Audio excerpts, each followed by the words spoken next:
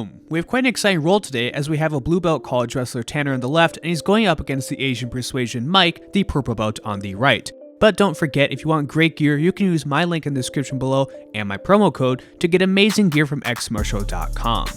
Tanner's going to start this round off hot by going for a nice single leg off of an arm drag. Once he has the single leg up in the air, he has time to think about how he would like to go for the finish. Mike has his knee bent, so it's going to be hard to go for conventional finishes, so Tanner's going to hop around the back, switch his sides, and then he hits a nice lift and dump onto Mike, and he's already in side control, which is a great start for the blue belt. Now Tanner has himself positioned where he can easily go for the back, and he's going to do just that. We can see he's setting up his knee against the back of Mike because he's trying to look for the knee pillow position. When you have the knee pillow, you want to have your shin across their back and you're going to pull them over into your other hook.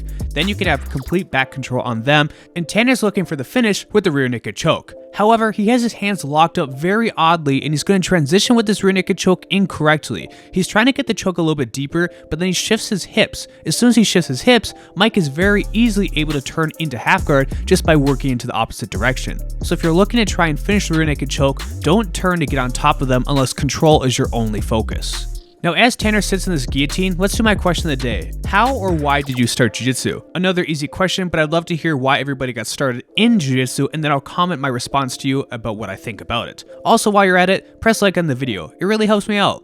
Tanner's been locking up his hands for this guillotine. He's going to do a nice guillotine transition. Once he starts to sit back and apply some pressure on the choke, Mike's going to follow him and go for the counter.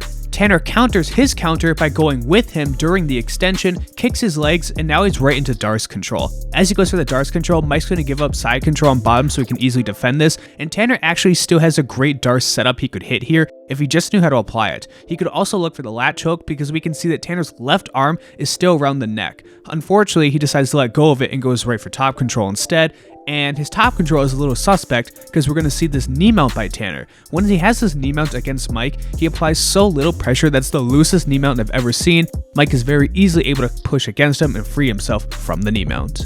Now it'd be nice to see if Mike was doing something on bottom here, but he's being a little bit of a punching bag at this moment. Tanner's completely happy to have a punching bag to work on and is going to hit a wonderful jumping pass. He hops right over Mike's legs and he brings his left hand in to plant against the hip so he can stop Mike from shrimping into him. Unfortunately, he forgets about the top leg and Mike is able to retain half guard and he saves himself from being put in side control.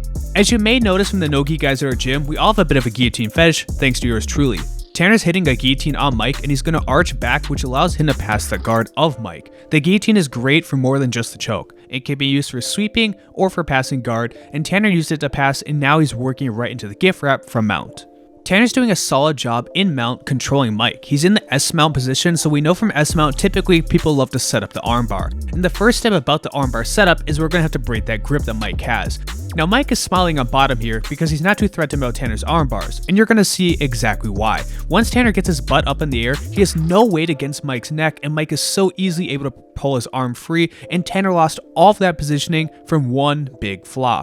Always try and keep your weight on the neck because you need to push them back down towards the mat. Tanner makes another big mistake by going for a leg drag even though his leg is completely controlled. Mike uses single leg X to kick him forward, and now Mike is looking for his own calf slicer, which is an awesome submission. He's working on the side of Tanner, however, which is a big error. If you're on the side of him, you won't have enough leverage to apply enough pressure to make him tap on the slice. You want to try and get behind him. Because of this, Mike's not able to get the finish.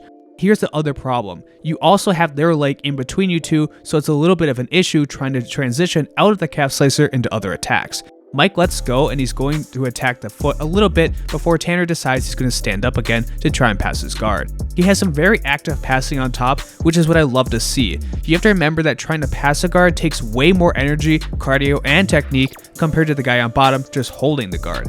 Tanner goes to sit on the chest, but this gives Mike the inverted heel hook entry. He has a pretty good lock on the foot, but he needs to extend his legs more because this is really easy for Tanner to escape at this time. What Tanner should be looking to do to defend this is try and sit on top of Mike with his butt. If you can get your butt on their chest, then you can use your hands to push against the knees. Once you can push the knees off the knee line, you're completely safe from the footlock. Tanner eventually freed himself from the footlock, but I think it's good to acknowledge that this is a very good and active roll between the two. Neither of them are expending too much energy, but you're still seeing a lot of moves done in a short amount of time. Tanner's trying to pass the guard once again, and Mike's gonna go for the laziest knee bar I've ever seen. He goes towards the knee bar, but as soon as a gust of wind touches his grip, he has to let go of the knee bar, and Tanner's looking to try and pass around the back of Mike. However, there's one big problem, and that's Mike still has an instep. He's going to use the instep to extend Tanner, and he works his way up with the front head.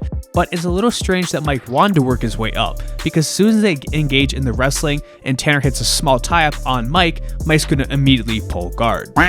If pulling guard is your main focus, you may as well just stand your back and try and hit a few sweeps instead of working and wrestling your way up. Tanner re-enters the guard and is looking for a few final passes, but this brings us to the end of the round. If you appreciate the video, please make sure to like, comment, and subscribe. Also, thank you to my current viewers and patrons. I appreciate all of you.